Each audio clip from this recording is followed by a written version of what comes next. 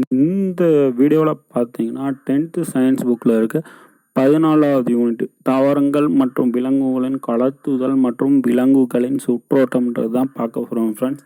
இதுக்கு முன்னாடி 13வது யூனிட்டுக்கான வீடியோ நான் அப்லோட் பண்ணியிருக்க மாட்டேன். காரணம் ஏன்னு பார்த்தீங்கன்னா அது கிட்டத்தட்ட அவுட் ஆஃப் சிலபஸ் மாதிரி இருக்குது ஃப்ரெண்ட்ஸ். ஓகேங்களா, அதனால் அதில் இருக்க ஒரு 2-3 முக்கியமான பாயிண்ட் மட்டும் சொல்லிடுறேன் ஃப்ரெண்ட்ஸ்.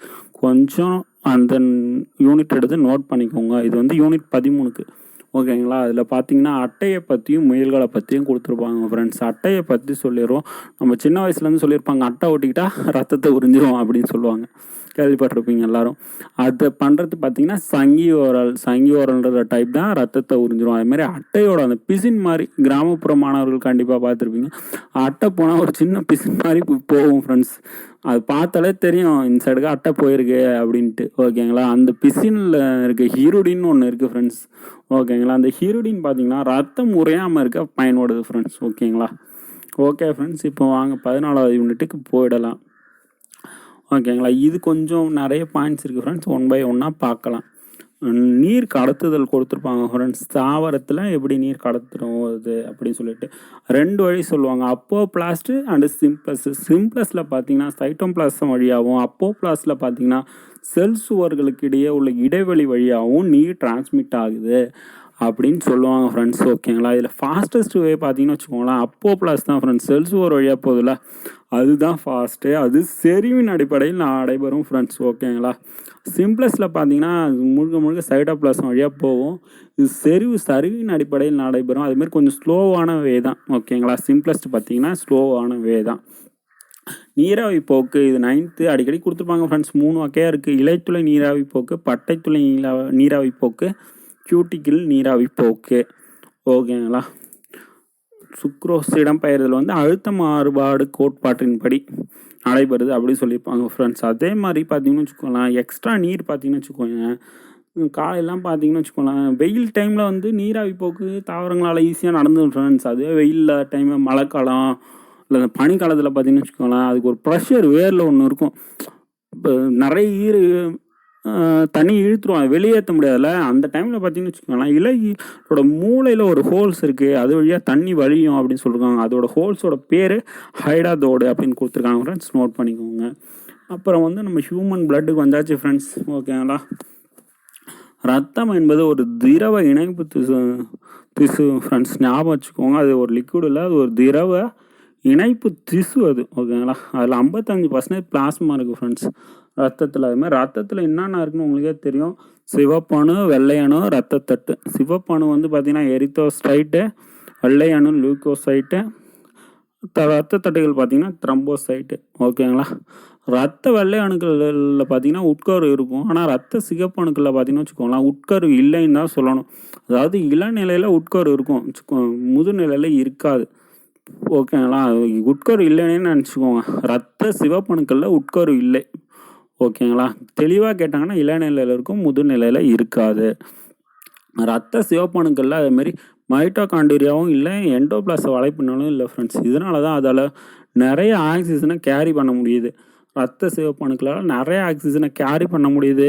அதே மாதிரி மெல்லிய ரத்த தந்துக்களுக்குள்ள ரெட் பிளட் செல்லு இதனால தான் ஊடுருவ முடியுது. ஓகேங்களா, ஒயிட் பிளட் செல்லு வகைகள்லாம் கொடுத்துருப்பாங்க: நியூட்ரோஃபில், பேசோஃபில், ஈசினோஃபில். இந்த 3 பார்த்தீங்கன்னா துகள் உடையது. நியூட்ரோஃபில், பேசோஃபில், ஈசினோஃபில் எல்லாமே துகள் உடையது. மோனோசைட்டும் லிம்போசைட்டும் பார்த்தீங்கன்னா துகளற்ற செல்கள் ஃப்ரெண்ட்ஸ். ஓகேங்களா, ரத்த வெள்ளை அணுக்களில் துகளற்ற செல்கள். ஓகேங்களா, அப்புறம் அளவு நம்ம ரத்தத்திலே இருக்க அந்த வெள்ளை அணுக்களில் பார்த்தீங்கன்னா நியூட்ரோஃபில் தான் அதிகம். அதுக்கு அடுத்து பார்த்தீங்கன்னு வச்சுக்கோங்களேன் லிம்போசைட்ஸு, அதுக்கடுத்து பேசோஃபில்லு, அதுக்கடுத்து மோனோசைட்டு, லாஸ்ட்டாக தான் ஈசினோஃபில்ஸ். ஓகேங்களா ஃப்ரெண்ட்ஸ், இது பற்றி கொடுத்துருப்பாங்க. அனிமியானா ரத்த சிவப்பணுக்கள் குறையிறது, லூக்கோசைட்டோசிஸ்னால் வெள்ளை அணுக்கள் அதிகரிக்கிறது, அதுவே லூக்கோஃபீனியானா குறையிறது, பீனியானா குறையிறது. ஞாபகம் வச்சுக்கோங்க ஃப்ரெண்ட். அது கூட எதை போட்டுக்கிறாங்களோ உங்களுக்கு தான் தெரியும். லூக்கோனா வெள்ளை அணுக்கு, திரம்போசைட்டோபீனியானா ரத்தத்தட்டு குறையிறது, பீனியானா குறையிறதுன்னு சொல்லிட்டாங்களா, பீனியா. ஓகேங்களா, நம்ம ஹார்ட் ஃபங்க்ஷன் பற்றி போட்டிருக்காங்க ஃப்ரெண்ட்ஸ். ஹார்ட் ஃபங்க்ஷன் பற்றி தெளிவாக சொல்கிறேன்னா கேட்டுவோம் ஃப்ரெண்ட்ஸ்.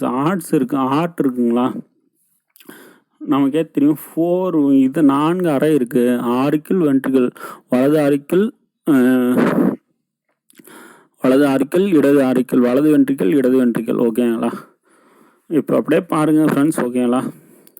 இடது வென்ட்ரிக்கல் இருக்குல்ல ஃப்ரெண்ட்ஸ், இடது வென்ட்ரிக்கல்லேருந்து வலது ஆரிக்கல், இதுதான் ஃப்ரெண்ட்ஸ் நம்ம பாடியோட கனெக்ட் ஆகிருக்கு. இடது வென்ட்ரிக்கல் ஓகேங்களா, இடது வென்ட்ரிக்கல்லேருந்து பிளட் அப்படியே போயிட்டு தமனி, அதாவது பிளட்டை எடுத்துகிட்டு போகிறது தமனினும், பிளட்டை ரிட்டன் வாங்கிட்டு வரது சிரேனும் சொல்லுவோம். ஓகேங்களா? அதை பற்றி நான் சொல்கிறேன் ஃப்ரெண்ட்ஸ். அதுக்கு ஒரு டிஃப்ரென்ஸ் டேபிளே இருக்குது. ஓகேங்களா? இடது வென்ட்ரிக்கல்லேருந்து அப்படியே போகும், தமனி வழியாக போய் எல்லாத்துலேயும் பாஞ்சிட்டு தந்துக்குள் வழியாக சிறையில் வந்து வலது ஆரிக்கலுக்கு வந்துடும். ஓகேங்களா? இது வந்து உடல் ரத்த ஓட்டம் அல்லது சிஸ்டமிக் ரத்த ஓட்டம் சொல்லுவோம். அப்படியே பார்த்துக்கோங்க, இடது வென்ட்ரிக்கல்லேருந்து வலது ஆரிக்கல் வந்துடுச்சிங்களா, வலது வென்ட்ரிக்கல் இருக்குல்ல ஃப்ரெண்ட்ஸ், அது பார்த்திங்கன்னா நம்ம நுரையீரல் கூட கனெக்ட் ஆகிருக்கும். வலது ஆரிக்கல் வழியாக நம்ம ஆக்சிஜன் இல்லாத பிளட் வந்துச்சு வச்சிங்களா, நம்ம பாடியில் சர்க்குலேட் ஆகிட்டு அதை வந்து வலது ஆரிக்கல் வந்து வலது வென்ட்ரிக்கலுக்கு கொடுக்கும். வலது வென்ட்ரிக்கல் பார்த்தீங்கன்னா டைரெக்டாக நுரையீரல் கூட கனெக்ட் ஆகிருக்கும். நுரையீரலில் போயிட்டு பிளட் போயிட்டு ஆக்சிஜனை எடுத்துக்கிட்டு நுரையீரல் சிரை மூலயமா மறுபடியும் இடது ஆரிக்கலுக்கு வரும் ஃப்ரெண்ட்ஸ். ஓகேங்களா? இதுதான் ரெகுலராக நடந்துக்கிட்டு இருக்குது. ஓகேங்களா? இதே மாதிரி தான் இப்போ இதை வந்து நுரையீரல் ரத்தம் ஓட்டம் சொல்லுவாங்க. அதாவது இடது வென்ட்ரிக்கலும் வலது ஆரிக்கலும் கனெக்ட் ஆகிருக்கும். ஓகேங்களா? சாரி ஃப்ரெண்ட்ஸ், வலது வென்ட்ரிக்கலும் இடது ஆரிக்கலும் கனெக்ட் ஆகிருக்கும். அதுமாரி இடது வென்ட்ரிக்கலும் வலது ஆரிக்கலும் கனெக்ட் ஆகிருக்கும். ஓகேங்களா? வைஸ் வெர்சா அப்படியே இப்படி மாற்றி கனெக்ட் ஆகிருக்கும்.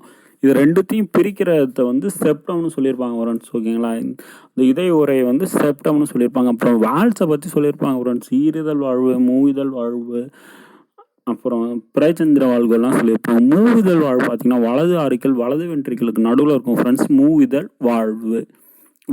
ஓகேங்களா? மூவிதல் வாழ்வு. அதே ஈறுதல் வாழ்வு பார்த்தீங்கன்னு வச்சுக்கோங்களேன், இடது வென்ட்ரிக்கல் இடது ஆரிக்கல் இருக்கு இடையில காணப்படும். இதை வந்து மிட்ரல் வாழ்வுன்னு சொல்லுவோம். ஓகேங்களா? ஈறுதல் வாழ்வு வந்து மிட்ரல் வாழ்வுன்னு சொல்லுவோம் ஃப்ரெண்ட்ஸ். ஓகேங்களா? அதெல்லாம் ஞாபகம் வச்சுக்கோங்க. அரைச்சந்திர வாழ்வுகள்னு பார்த்தீங்கன்னு வச்சுக்கோங்க, இதயத்துலேருந்து வெளியே போகுதில்ல பெரிய இது 2 வாழ்வு, பெருந்தமனி மகாதமனி, அதெல்லாம் வந்து பிறைச்சந்திர வாழ்வுகள்லாம் இருக்கும். அப்புறம் வந்து பார்த்தீங்கன்னா இதே அறைகளை பற்றி கொடுத்துருப்பாங்க ஃப்ரெண்ட்ஸ். மீன்களுக்கு 2 அறைகள் தான் இதே அறைகள். அதுவே இருவாழ்வுகளுக்கு பார்த்தீங்கன்னு வச்சுக்கோங்களேன் 3 இதே அறைகள். ஊர்வனுக்கு பார்த்தீங்கன்னா முழுமையுறாத 4 அறைகள் இருக்கும். அதுவே மனிதனுக்கு பார்த்தோன்னா முழுமை விட்டுறது. அதிலே ஊர்வனவற்றிலேயே முதலைக்கு பார்த்தீங்கன்னா முழுமையான 4 அறைகள் இருக்கும் ஃப்ரெண்ட்ஸ். ஓகேங்களா? மனித இதயம் பார்த்தீங்கன்னா மயோஜனிக் வகையை சேர்ந்தது. இதயம் அதே மாதிரி 2 அடுக்காலான பெரிகார்டியம் உறையால் சூழப்பட்டுள்ளது. ஓகேங்களா? வலது ஏற்றியத்தில் எஸ்ஐ நோடுன்னு ஒன்று இருக்குது ஃப்ரெண்ட்ஸ். இதுதான் வந்து நம்ம ஹார்ட் ஃபங்க்ஷனை ஸ்டார்ட் பண்ணுறது. ஹார்ட் ஃபங்க்ஷனை சுருங்கி வருது பார்த்தீங்களா, அது ஸ்டார்ட் பண்ணுறது. அது வலது ஆரிக்கலில் இருக்குது. வலது ஏற்றியம் ஃப்ரெண்ட்ஸ், வலது ஏற்றியத்தில் இருக்குது எஸ்ஐ நோடு. இது வந்து இதயத்தின் இதயம்னு சொல்கிறோம் ஃப்ரெண்ட்ஸ். ஓகேங்களா?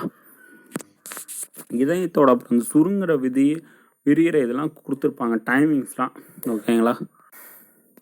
சிஸ்டோல்னால் சுருங்குற டைமு, டயஸ்டோல்னால் விரிவடைகிறதுக்கு எடுத்துக்கிற டைமிங் இருக்கிறதுல வென்ட்ரிக்கல் வென்ட்ரிக்கல் விரிவடைகிறதுக்கு தான் அதிக டைம், 4 செகண்ட்ஸு. ஓகேங்களா? வென்ட்ரிக்கல் சுருங்கிறதுக்கு 3 வினாடினும் ஏட்ரியல் சுருங்கிறதுக்கு 1 வினாடின்னு சொல்லியிருப்போம். மொத்த இதய துடிப்பு வந்து 0.8 செகண்ட் சொல்லுவோம். இதய துடிப்பு 72லேருந்து 75 வரைக்கும் இருக்கும். நாடி துடிப்பு பார்த்தீங்கன்னா 70லேருந்து 90 வரைக்கும் இருக்கும் அப்படின்னு சொல்லியிருப்போம் ஃப்ரெண்ட்ஸ். அப்போ ரத்த வகைகளும் அதை கண்டுபிடிச்சவங்களை பற்றி சொல்லியிருப்போம். ஏபிஓ பார்த்தீங்கன்னு வச்சுக்கோங்க, ஏபிஓ இது 3மே காரல் லான்ஸ்ட்ரூனர் கண்டுபிடிச்சிருப்பார்.